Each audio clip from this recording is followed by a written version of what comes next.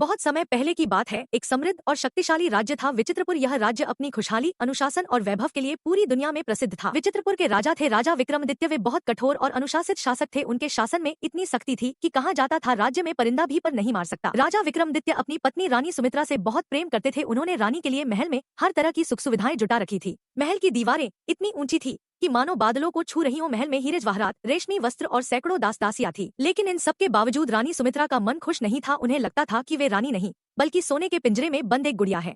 एक शाम रानी महल के झरोखे पर खड़ी थी।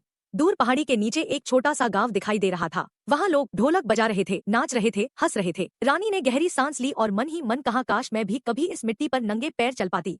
उस रात जब पूरा महल सो चुका था, रानी सुमित्रा ने एक बड़ा फैसला लिया। उन्होंने अपनी रेशमी साड़ी उतारी और एक साधारण सूती साड़ी पहन ली। अपने सारे गहने एक कपड़े में बांधकर रख दिए। फिर वे चुपचाप महल के गुप्त रास्ते से बाहर निकल गईं। पहली बार उनके पैरों ने संगमरमर छोड़कर गीली घास और मिट्टी को छुआ। उनका दिल जोर जोर से धड़क रहा था। डर भी था, लेकिन उसके साथ एक अनोखी आजादी की खुशी भी थी। रानी जंगल की ओर बढ़ने लगी, लेकिन जंगल घना और डरावना था। अचानक मौसम बदल गया। आसमान में बिजली चमकने लगी और मूसलाधार बारिश शुरू हो गई। भीगती हुई रानी एक पुराने बरगद के पेड़ के नीचे बैठ गई। तभी वहाँ से एक गरीब लकड़हारा माधव अपनी छोटी बेटी मुन्नी के साथ गुजर रहा था। माधव ने देखा कि एक स्त्री बारिश में कांप रही है। बिना कुछ पूछे उसने अपना फटा हुआ कंबल रानी के कंधों पर डाल दिया। मुन्नी ने रानी का हाथ पकड़ा और बोली, दीदी डरो मत, हमारे साथ चलो। उन्हें अपनी छोटी सी झोपड़ी में ले गए। छत से पानी टपक रहा था, लेकिन वहाँ प्यार और अपनापन था। माधव ने अपनी आखिरी सूखी रोटी के 2 टुकड़े किए और एक रानी को दे दिया। रानी की आंखों में आंसू आ गए। उन्होंने सोचा महल में 56 भोग खाएं, लेकिन इतना संतोष कभी नहीं मिला। अगली सुबह रानी उस गांव में पहुंची जिसे वे झरोखे से देखा करती थी। वहाँ एक बुजुर्ग महिला थी, काकी। उन्होंने रानी को कुएं से पानी भरना सिखाया। रानी ने मिट्टी के चूल्हे पर रोटी बनाना सीखा। उन्हें समझ आया, खुशी अमीरी में नहीं, सादगी में भी मिल सकती है। इधर महल में जब सुबह हुई तो रानी सुमित्रा गायब थी। राजा विक्रमादित्य बहुत चिंतित हो गए। उन्होंने तुरंत सैनिकों को आदेश दिया, चारों दिशाओं में रानी को खोजो। खुद राजा भी अपने काले घोड़े पर सवार होकर रानी को खोजने निकल पड़े। गाँव पहुंचकर राजा ने अपनी राजसी पोशाक उतार दी और साधारण कपड़े पहन लिए। गाँव की चौपाल में उन्होंने देखा एक लालची साहूकार एक गरीब किसान की गाय छीन रहा था। साहूकार चिल्ला रहा था, अगर पैसे नहीं दिए तो घर भी मेरा होगा। राजा बोले, इसे फसल काटने का समय दे दो। साहूकार ने राजा को धक्का दिया और कहा, यहाँ सिर्फ राजा का कानून चलता है। यह सुनकर राजा को गहरा झटका लगा। उन्हें समझ आया कि उनके नाम पर कितना अन्याय हो रहा है। तभी वहाँ रानी सुमित्रा आई। उन्होंने अपने हाथ का कंगन निकालकर किसान की मदद कर दी। रानी बोली, महाराज आप मुझे महल ले जा सकते हैं,